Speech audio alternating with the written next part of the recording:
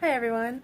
I get a lot of questions about what we do for school every year, people talking about being overwhelmed, and I just wanted to show that it's really not complicated, especially for preschool and kindergarten. As you can see, we have a lot of just small books. The wipe away books are nice because they can practice the same letters over and over, and they really like being able to use the dry erase markers.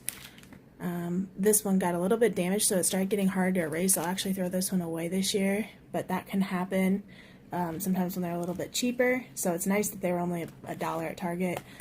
This was a little bit more, but it's really nice to be able to practice following those shapes. My son did this one, and he's just starting preschool this year, so you can see that he really struggles hitting those corners and the curves, and so it's really good practice to hit all those lines.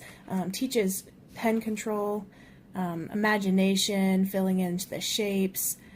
It's a nice book to help your young child learn penmanship and control. It starts out with straight lines and moves into basic shapes like zigzags and diagonals.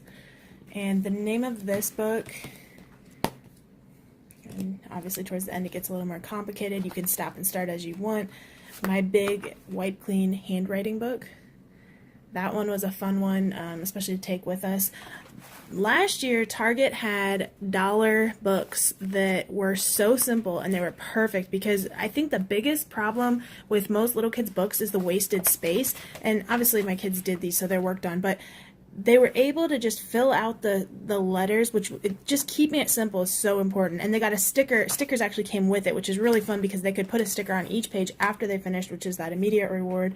Very simple concepts that had to do with the letter they were focused on. Numbers were really the same. I look for very simple books that don't overcomplicate the numbers. And the only complication with these books is they wanted you to write the letters. And for my preschooler last year, she just wasn't prepared to do the writing part because she didn't even know what that meant. She was just learning her letters, so I didn't really love that part of the book, but we either improvised and wrote over with what she was working on, or we just left it blank. I mean, the books were $1, so it was perfect for what we were doing last year.